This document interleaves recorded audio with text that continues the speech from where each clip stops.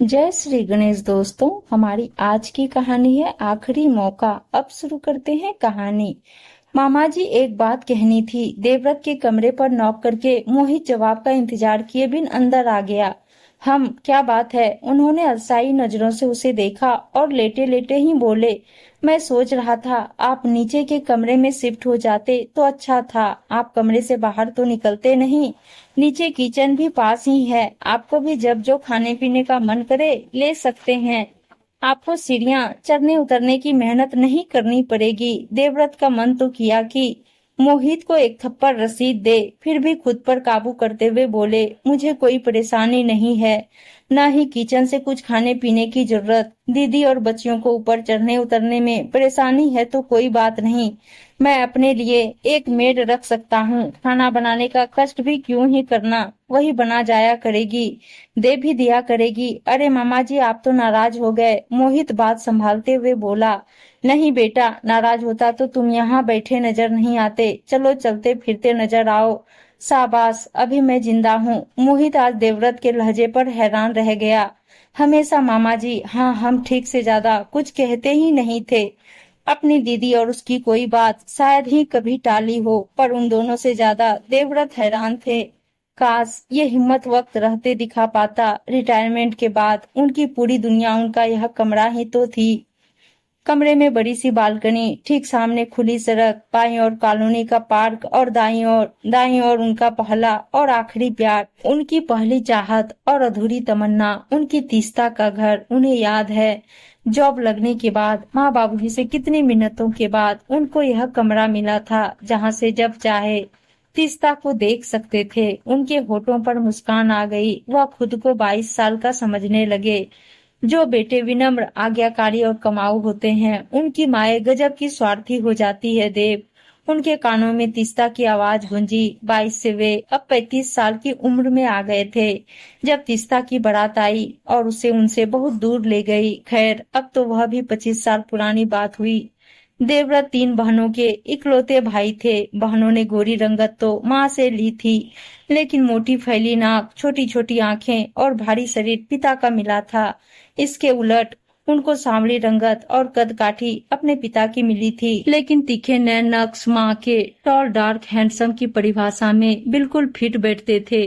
बचपन से ही बहनों की जिम्मेदारी का एहसास था। 22 की उम्र में नौकरी भी लग गई थी बैंक में।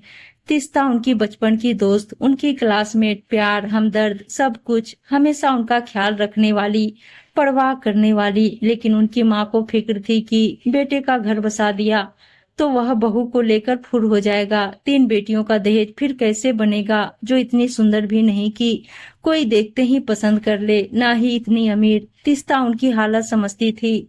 हम दोनों जॉब करते हैं देव, एक से भले दो, हम मिलकर करेंगे ना दीदियों की शादी। लेकिन उनकी माँ बहनों को वह एक आंख नहीं सुहाती थी। उन्हें वह सिर पर लटकती तलवार लगती।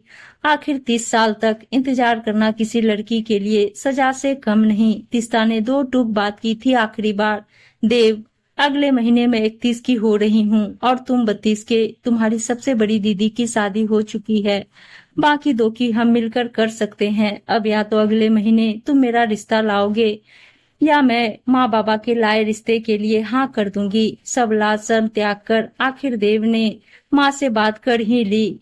पता नहीं उस बुढ़िया में तुझे क्या दिखता है, एक से एक नई उम्र की सुंदर लड़कियों की लाइन लगी पड़ी है। बस तेरी दीदियों को उनके घर बार का कर दूं, फिर चांद सी दुल्हन लाऊंगी अपने लाल के लिए, एकदम खिलती कली सी ताजा। और माँ, वह बुढ़िया नहीं है, मेरी ही हम उम्र है, पढ़ी लिखी समझदार है, जॉब करती है, शुरू से हमारे हालात समझती है, सुंदर है, काबिल है। कब की ब्याह जाती अगर मेरे इंतजार में नहीं बैठती। ओहो, इंतजार में बिठा रखा है हमने। अरे भाई, गलती हो गई, पाप हो गया हमसे, क्षमा करो प्रभु, पैर पड़ते हैं तुम्हारे। सब मामला तय हो ही गया है बेटा, तो तारीख भी बता दो, कब आना है शादी में तुम्हारी। कितना कर्जा चढ़ चुका हम पर तुम्हारा। यह लो मेरे जेवर, इनको बेच दो, बाकी भी चुका देंगे बेटा धीरे धीरे। बस कीजिए माँ, आप नाराज मत होइए, मेरा वह मतलब नहीं था। देव बेबस होकर कहता ही रह गया, लेकिन माँ जो शुरू हुई तो चुप तभी हुई जब बोलते बोलते बेहोश हो गई। उनका बीपी शुगर सब शूट कर गया। 3 दिन हॉस्पिटल में रहकर आने के बाद महीना भर बिस्तर से लगी रही। न देव में तीस्ता से नजरें मिलाने की हिम्मत थी, न तीस्ता को उसकी सफाई चाहिए थी। यूं वह चुपचाप किसी और की दुल्हन बनकर विदा हो गई। 3 बहनों को निपटाते देवव्रत 45 साल के हो चुके थे। उन्होंने दोबारा कभी शादी का नाम नहीं लिया। कभी कभी उन्हें हैरानी होती कि उनके घर वाले भी कभी बात नहीं छेड़ते थे। क्या सच में माँ अपनी संतानों से इतना भेदभाव कर सकती है, या यह भेदभाव ही स्वार्थ था, ताकि बेटा उनके बुढ़ापे की लाठी बना रहे, बहू कहीं उन्हें दूर न कर दे। बहनें अपनी गृहस्थी में मस्त थी। कभी बात निकलती तो कह देती, भैया ने शादी नहीं की। यह कैसे कहती कि हमने होने नहीं दी। माँ बाबूजी को गुजरे कुछ ही दिन हुए थे कि बड़ी दीदी अपनी 7 साल की जुड़वा बेटियों प्रिया, रिया और 5 साल के बेटे मोहित के साथ ससुराल से लड़ झगड़ कर जो वापस आई तो दोबारा गई ही नहीं। इस तरह वे कभी अकेले रहे ही नहीं। उनके सिर फिर बहन और भांजे भांजियों की जिम्मेदारी आ गई, जिन्हें वे अपने बच्चों की तरह ही चाहते थे। अब तो बच्चे भी जवान हो गए, पढ़ लिख कर जॉब करने लगे। 20 साल के खुशहाल वैवाहिक जीवन के बाद उधर पिछले साल ही तीस्ता के पति का देहांत हुआ। उसकी माँ बहुत बीमार थी, तो वह साल भर से यहीं रुकी हुई थी। देवव्रत को लगा उनके मुर्दा जिस्म में जैसे जान लौट आई हो, लेकिन साल भर में भी वह उससे बात करने की हिम्मत नहीं जुटा पाए, जबकि ख्यालों में रोज ही उससे न जाने कितनी बातें करते। आज जब मोहित की नजर उनके कमरे पर थी तो उन्हें होश आया कि रिटायरमेंट के बाद वह बेकार सामान की तरह एक कोने में ही तो पड़े हैं। आज वह लंबे समय बाद खरीदारी करने निकले। नए कपड़े, जूते, परफ्यूम, उन्हें जिंदा होने का एहसास हुआ। तभी मॉल के एक रेस्टोरेंट में उनकी नजर मोहित और देवयानी पर पड़ी। देवयानी तीस्ता की बेटी। वह अक्सर कहा करती थी, उनकी बेटी हुई तो उसका नाम देवयानी रखेगी, और बेटा हुआ तो देवांश। लेकिन बच्चा बस एक ही होगा, एक की ही अच्छे से परवरिश करेगी। उनके हाथों में शॉपिंग बैग लिए नजरें बचाकर वे फौरन बाहर हो गए। अच्छा, तो इसलिए मोहित को यह कमरा चाहिए था। रास्ते भर वे कुछ सोचते रहे, फिर सीधा अपनी बहन से बात करने पहुंचे। दीदी, मोहित और देवयानी एक दूसरे को पसंद करते हैं। मुझे लगता है उन दोनों से बात करके उनकी मर्जी पूछकर उनकी शादी करवा देनी चाहिए। उस तीस्ता की बेटी, ना बाबा ना, वे कुछ और कहना चाह ही रही थी कि उन्होंने रोक दिया। क्या बुराई है तीस्ता में? और अगर देवयानी भी उसकी ही परछाई हुई तो मोहित से ज्यादा खुशकिस्मत कोई ना होगा। देव के तेवर देखकर दीदी ने पाला बदला। तुम ठीक कहते हो देव, बस रिया और प्रिया की शादी हो जाए, फिर मोहित की भी। दीदी, इतिहास खुद को दोहरा रहा है। जो मेरे साथ हुआ प्लीज मोहित के साथ मत कीजिए। आपका बेटा है वह, मुझे बहुत प्यारा है वह बच्चा। उसे दूसरा देव मत बनाइए। देव की आंखों में आंसू देखकर वह भी शर्मिंदा हो गई। कैसे हो? ठीक हूँ, मैं भी ठीक हूँ। तुम तो पूछोगे नहीं तो मैं ही बता देती हूँ। कॉलोनी के पार्क में आज तीस्ता से आमना सामना होने पर वे जैसे भूत बन गए। तीस्ता रोज इसी टाइम वॉक करने आती थी। वह, मैं, मोहित और देवयानी के बारे में बात करना चाहता था। हाँ जानती हूँ, देवयानी मुझे सब कुछ बताती है, और मुझे खुशी है कि कम से कम अपने भांजे के लिए बात करने की तो हिम्मत आई तुम्हें, 62 की उम्र में ही सही।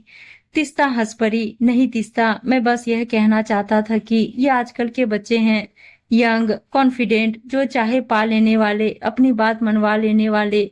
इनको जब सेटल होना होगा, शादी ब्याह करना होगा, कर लेंगे। तुम्हारी आधी जिंदगी मेरे कारण बर्बाद हुई, क्या तुम मुझे माफ कर पाओगी? नहीं देव, तुमसे प्यार करना और तुम्हारा इंतजार करना मेरी चॉइस थी। माफी की कोई बात नहीं। वैसे भी तुम्हारी सजा ज्यादा कड़ी थी, तो क्या अब इस सजा को खत्म करना चाहोगी? अपनी जिंदगी में मुझे जगह दोगी दोबारा? देवव्रत हाथ बढ़ाए खड़े थे और वह हक्का बक्का थी। अब 62 की उम्र में लोग क्या कहेंगे, बच्चे क्या सोचेंगे? मेरी तीस्ता लोगों की कब से परवाह करने लगी, और फिर वह हुआ जो आमतौर पर किसी ने देखा सुना नहीं ही होगा। एक ही मंडप में माँ और बेटी दोनों दुल्हन बनी फेरे ले रही थी, एक जैसे डिजाइनर गाउन और ज्वेलरी में। उधर मामा भांजा दूल्हा बने फब रहे थे मैचिंग शेरवानियों में। यह देवयानी की ही जीत थी। कोई दुराब छिपाव वाली छोटी सी कोर्ट मैरिज नहीं होगी। माँ बेटी साथ ब्याह कर एक ही ससुराल जाएगी।